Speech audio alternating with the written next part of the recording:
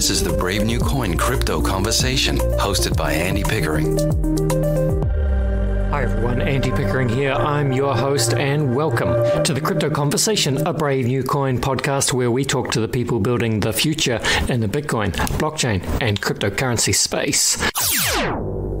5 years ago, deep in a bear market, a group of traditional finance experts founded BitGet, and they've been building ever since. Now, with 20 million users worldwide, BitGet is committed to helping users trade smarter by providing a secure one-stop crypto investment solution with copy trading, future trading, and spot trading. Your security is their priority, and BitGet has one of the largest protection funds in the industry, with US $300 million to cover potential trader losses from unforeseen events that are not due to misconduct from the user or platform. BitGet wants to inspire everyone to embrace Web3, so if you're new to crypto, learn more at the BitGet Academy with free blockchain courses, crypto guides, cryptocurrency trading strategies, and more. Or for the experienced investor, trade smarter with daily access to institutional-grade crypto market intelligence and trends analysis with BitGet Research.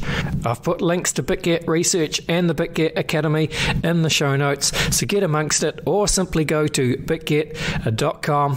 Thank you to BitGet, and now it is on with the show. My guest today is Claude Eguienta. Claude is the Chief Executive Officer at Mimo, a company that creates protocols providing tokenized real-world assets and allows the minting of multiple price-stable currencies against collateral to its users. Very interesting indeed. Welcome to the show, Claude. Hey, good afternoon. Thanks for welcoming me here. No problem, Claude. It is a pleasure to have you here. Let's do what we do at the beginning of the show, Claude. It would be great if you could please introduce yourself. Love to hear a little bit about your personal and professional story, what you've been doing in the lead up to getting involved as CEO at Mimo. Sure. Yeah. Okay. Let me try the best. I'm originally a software engineer. I've been like a programmer since like my teenage days. And I used to work in different industries before crypto. Like I spent the longest time in the video game industry, which tends to be a mix of, I would say, as a programmer, it tends to give you an experience of distributed computing and high performance computing, like when you work on engines or stuff like that, or when you work on, I would say, like online games that need to have some form of high performance for players to be happy. And these skills have translated pretty well in blockchain. So I wanted to work on crypto stuff. I had like, this idealist view that blockchain would quickly change the world of finance in 2012 and 13 when I started in that industry. As professionally speaking, and been building crypto startups ever since.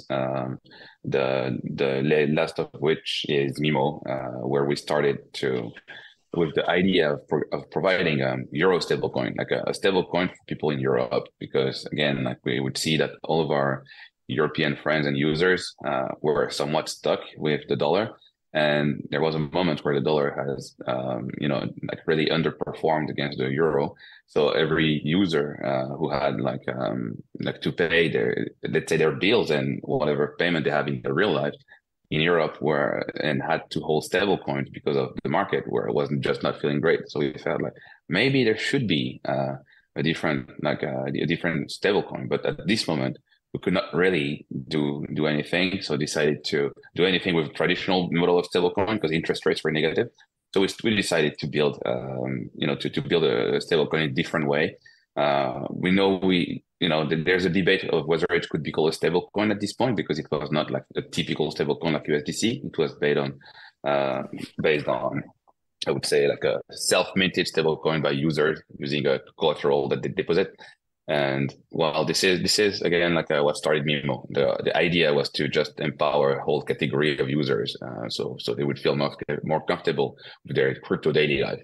And ever since then, we've been developing new products that try to follow the same path of helping large categories of users feel more comfortable in their crypto daily lives.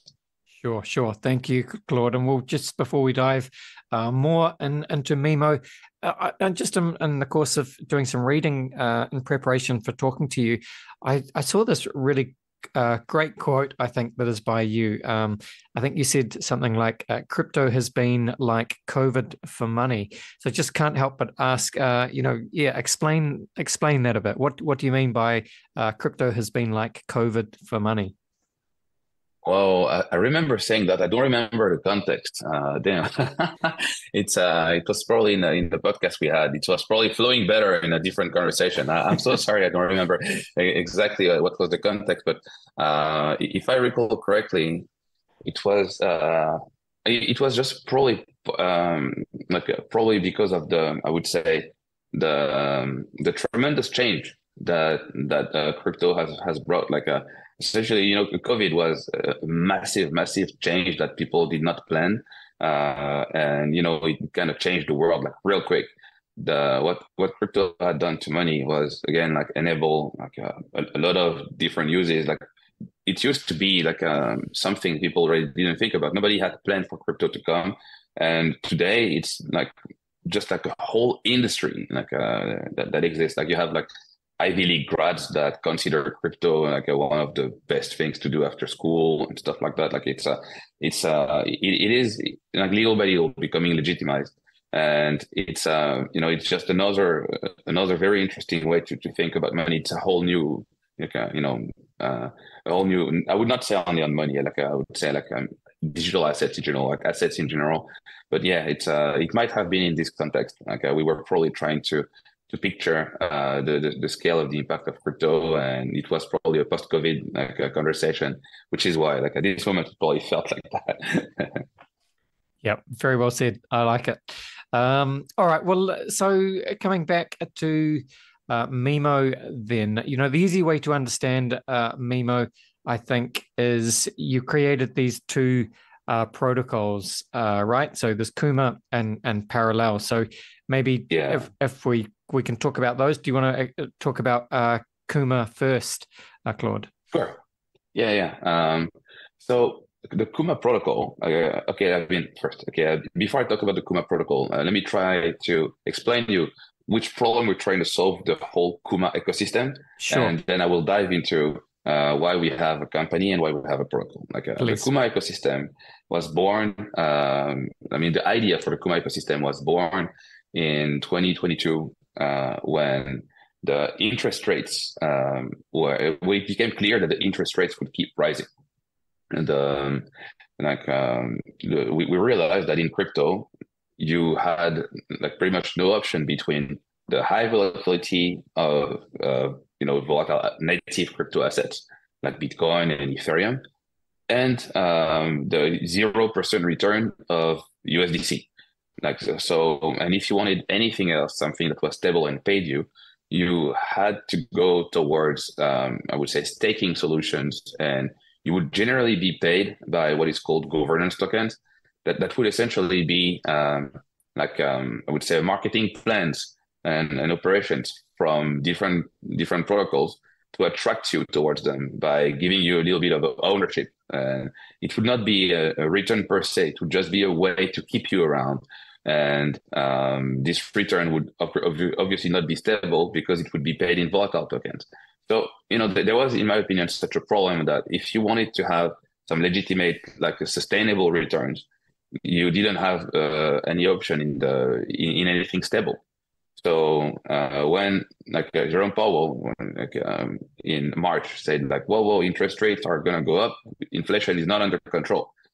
We felt that maybe there should be something that allows people to benefit from these interest rates without leaving the crypto world, because you could now go and sell all your USDC and go buy T-bills. But this would mean leaving crypto. This would mean leaving all this infrastructure that the crypto people have built, like those lending platforms, those nice DeFi tools that you had access to.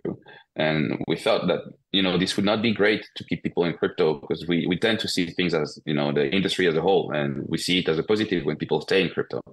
So out of this problem, we just thought maybe we should just at first tokenize these T-bills and turn them into interest-bearing stablecoins. Then we realized that from a proper regulatory perspective, it would just not just not be convenient. So we thought, okay, maybe we should at least tokenize the T-bill, and then like we will provide a protocol if some people want to turn their T-bill into interest-bearing stablecoin, they could do so. But we have to let people do that and do, on their own. So it has to be a decentralized protocol. So this is how we split the whole thing. Like we have a company that tokenizes T-bills. And then like if you want to turn this tokenized T-bill that we sell into interest-bearing stablecoin, we have a protocol, which is the Kuma Protocol. So the Kuma Protocol exists to essentially turn any of the assets that people would want to tokenize.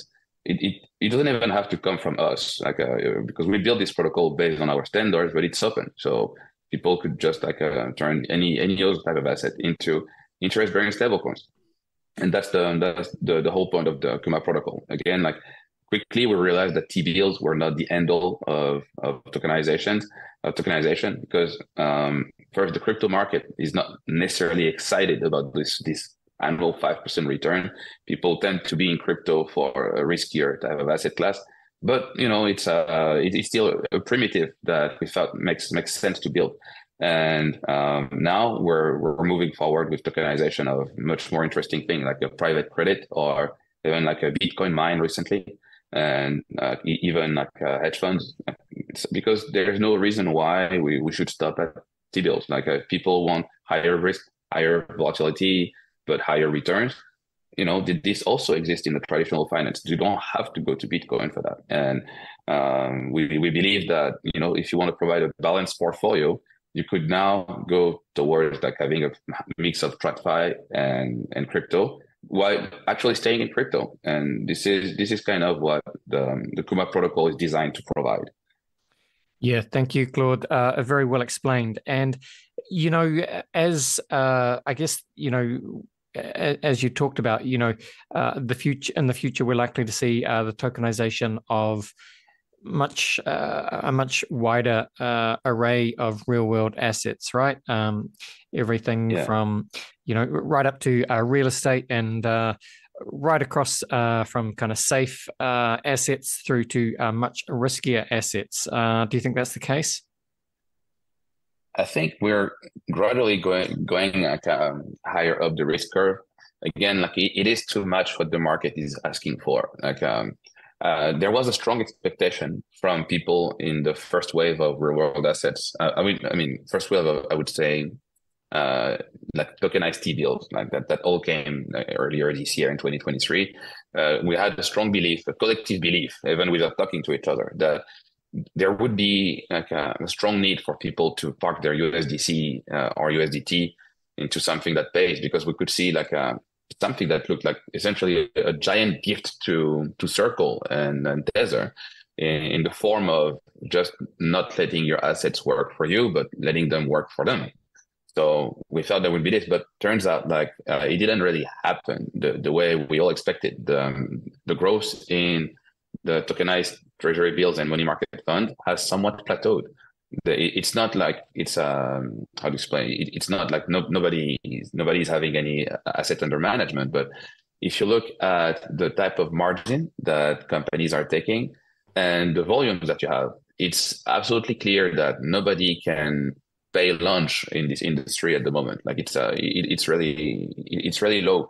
But with riskier assets, that tokenizing riskier assets with much higher yield, you could first like match the market expectation, but you could also like have maybe better commissions, and you could also differentiate yourself from a qualitative perspective, because at the moment you open the door to different category of assets, you could have more like I would say individualized products. You could have things that it's not we all sell the same money market funds or the same T-bills. Therefore, it's a race to the bottom in terms of fees. Now, if you go for, I would say higher risk products, so higher end type of financial engineering, you could have like product that's differ from a strategy perspective, from a structural perspective, and that would allow again for a better margin for businesses, so something healthier. It would also allow for better yield for users, and it would match what the market is looking for. So this is where I believe the industry is heading. I was in a panel. I'm currently in Taipei because I was yesterday in a panel at the Taipei Blockchain Week, And I was moderating the panel, so I asked a few questions like that to my fellow panelists. Say like, guys, looks like it plateaued. Like, what do you guys think? Everybody was an RWA professional, like a real world assets. Just so I explained the acronym in case that somebody's lost. But yeah, everybody was an RWA professional, and it's like I wanted to see what was the stance on that. What was clear is that everybody on the panel was expecting us to go higher up the risk curve for different reasons. Some were saying that it would be more for regulatory reasons because private credit could be a little bit less risky in form of being viewed as letting people trade securities. Some others were more coming from a market perspective, and again, like there's obviously the business angle of okay, everybody needs to eat at the end of the day, and T-bills are not going to feed us, kind of thing, unless somebody comes with like $50 billion in TVL, which might not be happening anytime soon for a single provider at least. So it's it's a thing where we were collectively at least agreeing on the fact that it could go higher at the risk curve, which would be, in my opinion, it would not be bad because it's not like we're abandoning the safe assets. We're just expanding, the offering to the users. That's exactly right. Okay, well, so we've talked about Kuma, then Claude. So Parallel. So Parallel is more, it's a lending platform, but yeah, so jump into what is the Parallel protocol? So the Parallel protocol was born, again, like coming back to what I mentioned to you a little bit earlier, this will to solve the problem of how do you provide a European stablecoin, like a Euro stablecoin. Well, we felt that if, the typical model for a stablecoin is that you put like money in a bank, and for every euro in the bank, you issue a euro on chain.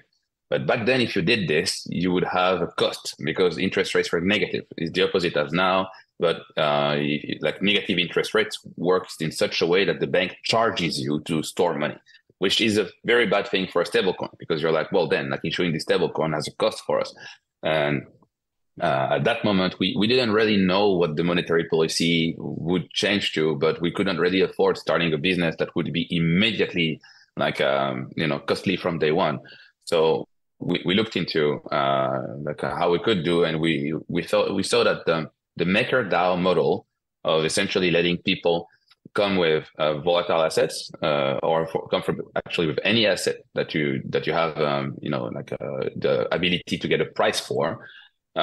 Drop this asset onto a platform and mint their own stablecoin that would then be an overcollateralized position against the asset that they deposited. So you deposit like $10,000 worth of Bitcoin, and you can borrow maybe $8,000 worth of their stablecoin. And we thought, well, that would be interesting because then it's not necessarily backed by actual euro, but it is backed by something, and this something is really properly locked into the platform, so it makes a lot of sense.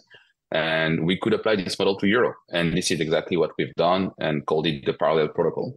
Then we naturally, because technology got better, the space matured, we felt that we could do a little bit better than just that. So we are currently, we've been constantly improving the protocol, adding like ways to help people not get liquidated, because in the scenario that I just described, if the price of your Bitcoin goes down, then essentially, if you come back with your euro to the protocol and ask for your Bitcoin, they might not be here anymore because the protocol needed to sell them just to make sure that the position was safe.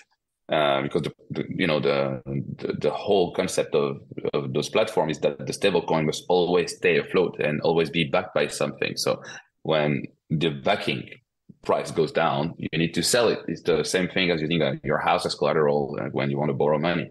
And but it's not really comfortable for the user to feel that. So you started to build some tools like warning users, allowing users to kind of swap the collateral that they had. Like, oh man, your collateral is going down. You might want to swap it for something else. So we don't liquidate you. You might just want to sell some of your Bitcoin for something else that maybe performs better in this cycle and this and that. And mixing the two protocols that we have, you could consider that, a user could use at some point, like their interest-bearing stablecoin or for tokenized and digital assets, like real-world assets that now become digital as collateral for borrowing some stables from the Parallel protocol. And that could be pretty interesting because if you tokenize real-world assets, let's say real estate, like we're not working with real estate, but it's just for the simplicity of the case. You tokenize, your apartment. Like we tokenize apartments, for example, and you want to use this apartment as collateral to borrow some money. Well, it could be that under the hood, what happens is the real estate has been tokenized. It's been put as a crypto token that is used inside of the Parallel protocol as collateral to borrow some stablecoin and use this stablecoin to go on with your life. And that could be cool. What we're currently working on is we're working with a card provider to allow people to essentially do their normal a credit card spending using their crypto as collateral. So if you have an expectation that crypto will go up, you might not want to sell your crypto and spend it with the credit card. But what about using it as collateral to fund your current spending, so then it can go up and you can still be exposed to your crypto returns. Of course, you're also taking the risk that it goes down, but if you have a strong belief that it will go up, it could be a convenient thing for people to essentially have one more tool in their on their belt to leave crypto the way they want, not the way that a bank would want and all that. It's more about user freedom here. Yes, got it. Thank you, Claude. I'm curious, who are you aiming these protocols at? Is there any restriction on who is able to access the protocols and take advantage of the different strategies? Do you need to be a reasonably sophisticated DeFi user? Who are you aiming these at? Yeah, these protocols, this is a pretty good question. By nature, we wanted protocols to be open, right? The main point of building decentralized protocol is that they should be as open as it gets. It should be the gate should be your knowledge and not some arbitrary government restriction and all that. But then those protocols are open, so there is governance and all that, and then collectively. You might decide that it might not be wise to let some category of users there and all that. The Kuma protocol at the moment might not be accessible to American users because again the community might feel that it's not wise to let Americans access this protocol. It's decentralized governance will always go towards a way that people feel safe for that. But now when it comes to, I would say, the broader view of this, even though it's made for everyone those protocols are made for everyone, and the blockchain makes no discrimination, and being non-discriminatory is one of the key pillars that we want to build all of our software on. It's very important inside of the company that whatever we build is non-discriminatory. We do understand that the nature of these protocols is really making them more a little bit difficult to understand for the average user for now. But we do believe that it's okay if infrastructure is somewhat difficult to use, because then people who are working on the application layer will be able to abstract that into very easy products, products that will be easy to use. We'd rather have somewhat complex infrastructure but make sure that it's easy to use for programmers and people who are very deep in the industry. So then they can make very nice products that will fit another crowd. And this is kind of the way we've been developing those products. Some people would say the Parallel protocol was not really user friendly, but we had more than $100 million in TVL that came from another company that was essentially reselling the product to their users with a very nice package. And this package was so easy to use that my mom is a user of this app. So it's we do believe in the indirect exposure because it's you can't satisfy every end user, but if you're not trying to, you could maybe give yourself a chance to make some very nice protocol. And today, this is the direction we've taken. Yes. All right. Well, as we finish up this part of the podcast, then Claude, for people who are intrigued by what you're building at Mimo and want to take a look at Kuma and Parallel, what should they do? Where should they go? So on our website, Mimo.capital, we will have a whole list of which protocol does what with a clear documentation and all that. But it's like today, it might not be as clear as we want it to be. So we're revamping our front page to make sure it's easier to understand for everyone. So Mimo.capital is where you will find everything. Yes, indeed, listeners, Mimo.capital. Of course, links are in the show notes as well. I think, Claude, what we do now is we'll go to a very quick break and then we'll come back. We'll finish off. We'll have some fun. We'll run you through the very famous Crypto Conversation hot take round. Back in 1 second.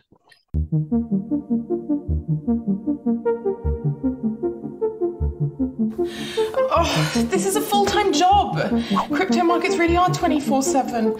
Oh, Elon's tweeted again about Dogecoin. I don't have the time to research the technical indicators of Dogecoin. What are you doing? I just use CopyTrader on BitGet. One click and I'm copying the trades from an experienced crypto trader. Then it just gives me all the time in the world to watch my favourite Netflix shows and do all my favourite activities. I've been up for 24 hours, I've had 16 cups of coffee, 8 energy drinks, and that bird noise is getting on my last nerve. I think you need to go to bed. Yeah, I need to go to bed. Hands off, gains up. Start copy trading on BitGet. All right, we are back and I'm with Claude Eguienta. Claude, of course, is the CEO at Mimo, a company building two protocols really to allow the tokenization of real world assets so you can earn some yield and, of course, lock up some collateral so you can get access to liquidity. Kuma and Parallel are the protocols. Claude, I like to finish each podcast with a quick round of rapid fire crypto conversation hot takes. Are you up for it? Sure, let's go. Let's go, Claude. I'm just going to run some questions at you. Just want kind of quick, rapid-fire, hot take style answers. Question 1 for you is, where would you say that you sit on the Bitcoin maximalist to multi-chain opportunist spectrum? Like you mean where do I stand on the spectrum? Yes.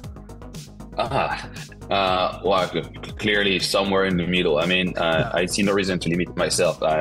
I like Bitcoin and I fully understand and I buy in the theory, the ideology of decentralized, better cash. But I'm working on other chains. I would be lying to you if I didn't if I didn't tell you that I'm somewhat of a multi-chain opportunist somewhere, because we do believe that it would be interesting, and it would not be great to miss opportunities that come when offered the ability to work on different chains. So yeah, Bitcoin is great. Like having different chains is great too. Why not take advantage of it, right? Yes, of course. Very well explained. What would you say then is your firmest conviction crypto opinion, Claude? Okay, the biggest enemy of crypto is the people who are in the industry and not behaving right. And the biggest friend of crypto are people inside of the industry who are doing everything it can to push it forward. The reason why crypto is not as big as it should be is because of a lot of bad actors in the industry. It's very unfortunate, but yeah, we've been holding ourselves because of scammers. It sucks. Yes, very well said. All right, well, Claude, Bill Gates famously said, we tend to overestimate what we can achieve in 2 years and underestimate what we can achieve in 10. So look, whatever you like, DeFi, Web3, blockchain, Mimo, what does it look like in 10 years' time? This is again, I'm actually finding myself agreeing with Bill Gates quite a bit on this one. It's very difficult to build stuff for a 10-year horizon. So this is actually why we work on more infrastructure type of things, because if you understand that it's difficult to see what's in 10 years, you might at least like want to lay the foundations for it to happen. You're like, okay, well, it might be a lot of things, but nothing will happen if we don't lay foundations for it. So this is what we do, and that's what a lot of people understand in this space. Like we might just not see. Maybe crypto will be very, very much closer to the everyday lives of people, but maybe it will also be so abstracted that people have no idea. Like it's maybe it will be like AI, where people really know that they're using AI, but maybe it will also be like like a communication and all that, where these networks are being used every day. Like a lot of communication protocols are being used, like just for us to talk today, but people have no idea which protocols they're using. Like what is TCP, what is UDP, and all that. Nobody really knows. Nobody cares. But that's absolutely fine, and it could be the way crypto is going. Like, but no matter which direction it's going, infrastructure is going to be necessary. And by infrastructure, I mean it in a large sense, like better tokens, better platforms, and all that. And this is what I would focus on. So instead of I know it might not be the most satisfactory answer. I'm not sure what's going on, but at least I make sure I'm part of the picture by building the future. Yes, indeed. I like it. Okay, well, look, Claude, William Gibson said that the future is already here. It's just not evenly distributed. Can you think of an example of the future being here right now, but most people aren't aware of it? Well, it's that's very nice. Yeah, that's true. I agree. I forgot that Gibson wrote that. Yeah, that's true. Damn, and I like Gibson books. Damn. So a good example of this could be what I just told you about, like those typical lending platforms, not like the Parallel protocol, which is more of a stablecoin minting platform, but more like platforms like Aave and all that. Essentially, a lot of things in the industry. Like the reason why I can say that like rather confidently is that every time I show to a non-crypto user type of product, and they cannot grasp how it works, they're amazed and they're like, no way, really? You can actually do this? I deposit this thing here and I borrow this thing there, and I don't need to ask questions to anyone. There's nobody in the middle. I don't need to spend hours on the phone with my banker. I can actually do that. It's kind of weird, but I think this gave more of a wow moment than the first time I showed Bitcoin to people. Like they're like, oh yeah, I have one here, I send it to you, you have one there, that's great. And then the wow moment was more like when the price goes up. But this is not what the technology was about, right? But when I see what people could do with lending platforms, I was like, consistently people were impressed. And like same with things such as like yield optimizers. Like it sounds like the most boring part of crypto, but then when I explained and I remember first time I told that to my mom, I said like, oh, just put your money here and those guys will figure out what's the best, and if you're not happy, you leave anytime. Like she was like, oh, that's better than my bank. I was like, whoa, damn, okay, she gets it. And this felt great. But again, like most people, even people who have crypto, might not know about this. It's people inside of DeFi that might know that. And we're like, we're kind of a minority even in our own industry. So that's a good example of something that would have a very good chance of ending up productized better, of course, in the middle of a product that a lot of people use, but that is available. It's already here and available. Yes, indeed. Thank you very much for that, Claude. And well, it is time to finish this off. The final question for you, Claude, is what is your favorite science fiction book, a film, or TV show? Science fiction book, film, or TV show. Does 1984 count? Not really. Maybe Brave New World. No, both of those books count, and I love those choices because they're both dystopian.